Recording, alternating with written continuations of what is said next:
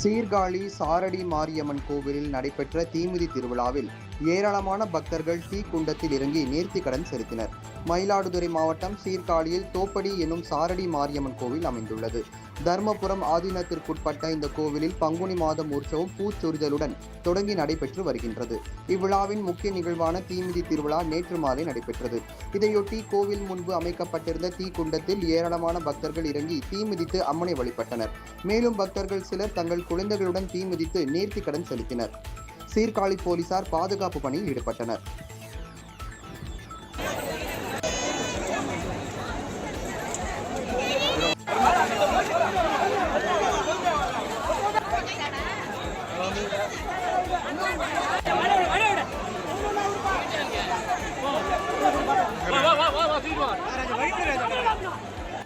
இதேபோல் மதுரை ஊமச்சிக்குளம் அருகே அமைந்துள்ள ஸ்ரீ சந்தன மாரியம்மன் கோவிலில் ஆண்டுதோறும் நடைபெறும் பங்குனி பூக்குழி திருவிழா கடந்த 11ஆம் தேதி கொடியேற்றத்துடன் தொடங்கி நடைபெற்று வருகின்றது. இதனைத் தொடர்ந்து நாள்தோறும் பல்வேறு அலங்காரங்களில் அம்மன் ஊர்வலம் நடைபெற்றது. இவ்விழாவின் 8ஆம் நாளான நேற்று பூக்குழி இறங்கும் நிகழ்வு நடைபெற்றது. இதையொட்டி பக்தர்கள் அலகு குத்துதல், காப்பு கட்டுதல், பறவை காவடி எடுத்தல் உள்ளிட்ட நேர்த்தி கடன்களை செலுத்தினர்.